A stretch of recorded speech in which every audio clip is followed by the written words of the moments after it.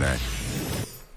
And we are joined now by our old buddy Draymond Green. Golden State Warriors going to be playing at home against the Dallas Mavericks in the third game of our 5 today. Dre, how you doing? I'm great, fellas. How y'all doing? What's going on, Ernie? Hey, we are good, Draymond. Thanks. And look, I'll just get this out of the way real quick. It looks like Christmas joy has returned to the Bay Area. Looks like everything's okay from what I read after you and Steve Kerr had a little something going on the other night. So, kerfuffle. Yeah, kerfuffle. Good use of that word, or whatever that means. Spell it. You know, no one can. So, how's things, Draymond? Things are great. You know, we had a great day yesterday. We had a great practice, some great conversations. On not only just that, you know, and I'm really happy that I left that huddle when I did, because then it allowed us yesterday to just move forward and talk about what we needed to talk about and the things that we need to get done with this team. I think we're starting to play a lot better. So it was good to mitigate the damage, mitigate the damages, continue to move on. We've been together for a very long time, and stuff happens. So I'm excited, you know, to continue playing and get out there today and go get a win. Draymond, I could tell that wasn't your first argument with Steve, but as a leader, do you feel it was wrong for you to leave the bench?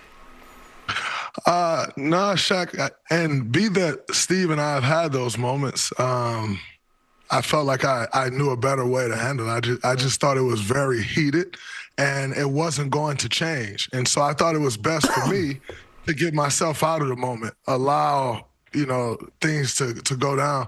And I thought our team was playing great. Like we weren't hitting shots, but we were playing a great game.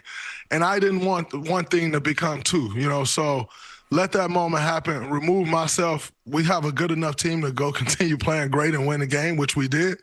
And I thought that was the best thing to do. Instead of sitting in that moment, continues to fester, things continue to build. All of a sudden, things are said that you can't come back from tomorrow. And so I thought, you know, that was a huge moment of growth for me, of not just standing there, sitting there arguing with Steve, but getting out the way, allowing our team to play great and get a win that we needed. You know, Dre, between you, Steph, Jimmy Butler, and Al Horford, do you ever worry about running out of Ben Gay and Azor-Bean Jr. because y'all old ass bodies? Azor-Bean Jr. Shaq, tell him icy hot, Shaq. What's he talking about? Azor-Bean Jr. You're showing your age. Yeah, I got that one. I know what that was, but you. I already know what Azor-Bean I know Jr. exactly is. what you're talking about. Hey, Chuck, you know what? Guys are getting older, which I think all of you would agree is a blessing in this league. You know, anytime you can grow older in this league, I think you've done a great job. There's no secret that we are getting older. It'll be great to get Al back on the court. We haven't had Al much this year. But for the most part, you know, guys have had injuries that, you know, you get hit. You know, I've had an ankle injury or foot injury. You know, Steph has had the contusions. And so I think, you know, we're doing a pretty good job. Rick Celebrini is great at keeping everybody healthy and going. We just got to win some games. But overall, you know, I think we still do this at a high level, and we know what we got to do to take care of our bodies, which growing old does give you, you know, the opportunity to learn your body and what it needs. And so we just got to win games, and we're starting to do that. But we got to put a bunch of wins together. But I don't really worry about the health. I think we're a pretty fairly healthy group. Draymond, you know, going back to the incident as well. You gonna beat the dead horse? No, it's a different way to ask a question that maybe you hadn't done instead of worrying about Azor-Bean Jr. And liniment. But so for me, you know, as a leader of the team that you are, do you ever be fearful that the younger players, because you guys are split, like you got half old, half young, the younger players, they don't understand the relationship that you might have had with Steve for so long, that you could maybe have these spats or had these spats, where they can look at it and go, well, is this the proper behavior for me when I don't like what Steve is doing, or some coach later down the line? I mean, listen, I think with younger guys, you're building an example every day, right? Like, it's not just one moment or when a moment goes wrong, that's the moment those guys get to see. You know, I think, you know, these guys are around us each and every day. one of the best environments in the NBA, one of the best organizations in the NBA. They have the opportunity to come up under that. You have a heated moment in a heated situation. That's not the thing that takes the cake. And that's why you do all of your work day in and day out to be a great example for young guys so they know what it is that they're following. I think, in the sport that we play, which is, you got to have very high level of testosterone in this sport to compete at a high level. Sometimes things don't quite go that way. But, I think oftentimes, Kenny, people look at certain moments and be like, man, that one moment defines everything.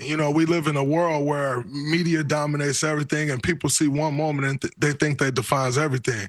But for us, in our situation, you've built up that cachet. You've built up the reputation of what it's like to be a leader every day, what it's like to go hard every day. And you've built a relationship with these guys. And so because you do all of that work on a daily basis, I don't worry about, one moment or something defining what these young guys see because we know the example that we set on a daily basis for them. Hey, Draymond, you talked about your trainer, Celebrini.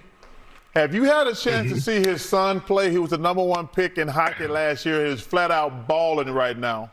He's insane, Chuck. It's crazy, man. I've known Mac. Let's see, Rick's been here since 2017 to 2018.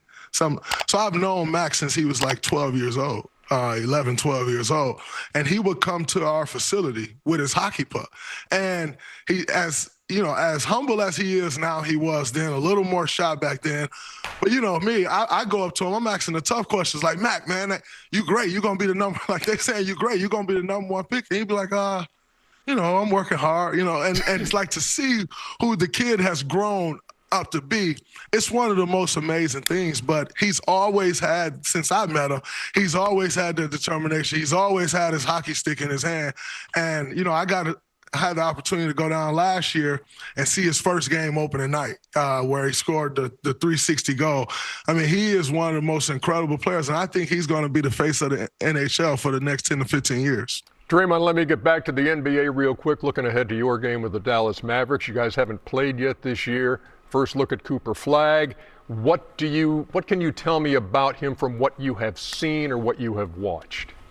Well, I thought early on a lot of people tried to judge him. He was playing the point guard. And I had actually said on my podcast, I think the season's going to get a lot better for Cooper Flagg once they move him away from the point guard position. So oftentimes people think just because you're a great ball handler or a great decision maker that makes you a great point guard, and it doesn't. And I don't think Cooper had ever played the point in his life, and he coming to the NBA, started off the season playing the point guard. But you look at those numbers right there, those numbers are with him playing the 4 or 3 or 4 and slide back to his natural position. I think Cooper Flagg is a stud. One thing I can appreciate about him is he does it on both ends of the floor.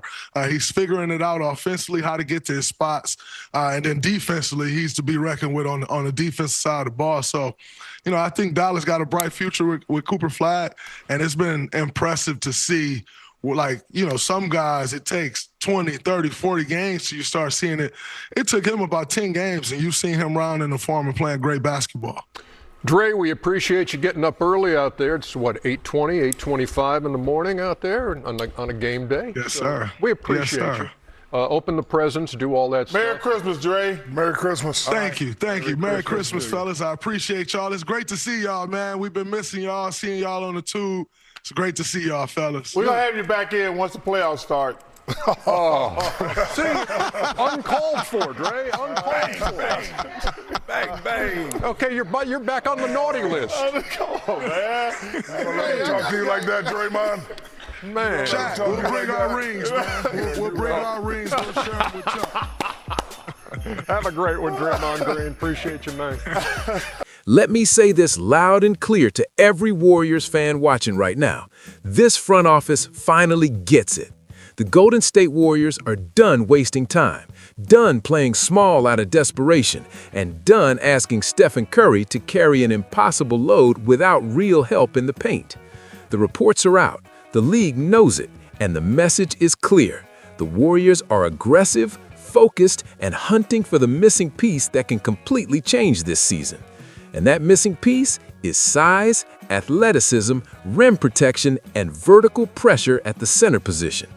This is not about panic. This is about urgency. This is about respect for Steph Curry's greatness. And this is about getting back to championship-level basketball. When you hear names like Daniel Gafford, Robert Williams III, and Nic Claxton connected to Golden State, you immediately understand the vision. These are not random trade rumors. These are targeted fits. These are players who solve real problems that have plagued this team all season. Last in points in the paint, bottom half of the league in rebounding, struggling rim protection, and Draymond Green being forced to fight giants every night at center. Let's start with Daniel Gafford, because if you want instant impact, physical dominance, and playoff-ready toughness, this is your guy. Gafford is one of the most underrated rim runners in the NBA. He doesn't need plays called for him. He doesn't slow the offense down. He sprints the floor, sets violent screens, finishes everything above the rim, and changes shots without fouling. Put Daniel Gafford in a Warriors uniform, and suddenly Stephen Curry's gravity becomes even more lethal. Pick and rolls turn into automatic dunks. Help defenders hesitate. Weak side defenders stay glued to shooters. And defensively, Gafford gives Golden State something they've lacked for years: a true paint enforcer who can protect the rim while letting Draymond roam, talk, quarterback the defense, and be the defensive genius he's always been. Now imagine Robert Williams III. When healthy, this is a game-changing defensive presence. This is not hype. This is reality. Robert Williams alters games without touching the ball. His timing as a shot blocker, his ability to erase mistakes, and his vertical explosiveness fit perfectly into Steve Kerr's defensive concepts. With the Warriors, Robert Williams wouldn't need to score 15 points a night. He would anchor the paint, clean the glass, finish lobs, and allow perimeter defenders to play aggressively, knowing there's elite help behind them. In a playoff series, that matters. In close games, that matters. And for a Warriors team trying to survive the brutal Western Conference, that kind of defensive ceiling can flip matchups overnight. And then there's Nic Claxton. This one deserves special attention because Claxton might be the cleanest schematic fit of them all. Mobile, switchable, long, athletic, and smart. Claxton can guard in space, protect the rim, and still run the floor with pace. He fits modern Warriors basketball perfectly. You can play him with Curry and Butler. You can close games with him. You can switch defensively without fear. And offensively, he doesn't demand touches, which is exactly what this system requires. Claxton would instantly raise the Warriors' defensive floor while unlocking cleaner offense through spacing, screening, and vertical gravity. And let's talk about the ripple effect, because this is where it gets exciting. Bringing in one of these centers doesn't just help one area, it fixes everything. Draymond Green no longer has to wrestle centers who outweigh him by 40 pounds. Jimmy Butler can attack downhill knowing there's a lob threat pulling help defenders out of position. The Warriors suddenly control the glass instead of surviving it.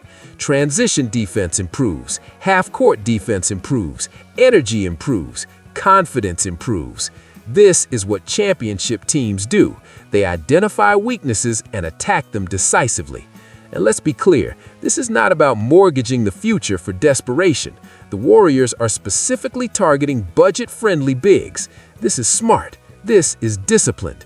This is about maximizing Steph Curry's window without blowing up the franchise. Mike Dunleavy Jr. understands the assignment. The front office understands the assignment. And most importantly, the locker room understands the assignment. You can feel it, the urgency, the belief, the refusal to let this era fade quietly. The Warriors are not sellers, they are buyers, they are competitors, and they are not done. So Warriors fans, this is the moment where patience meets ambition. This is the moment where aggression meets intelligence. Whether it's Daniel Gafford bringing brute force and rim pressure, Robert Williams III transforming the defense, or Nic Claxton delivering modern versatility, one thing is undeniable. Adding a real center changes everything. This team is closer than people think, and with the right move, Golden State doesn't just stabilize the season, they become a problem again. Let me know what you think, Warriors Nation. Which center fits this team best? Gafford, Robert Williams III or Claxton? Drop your take in the comments, smash that like button if you believe in this push, and make sure you subscribe to Warriors Nation News because this trade deadline is about to get very real.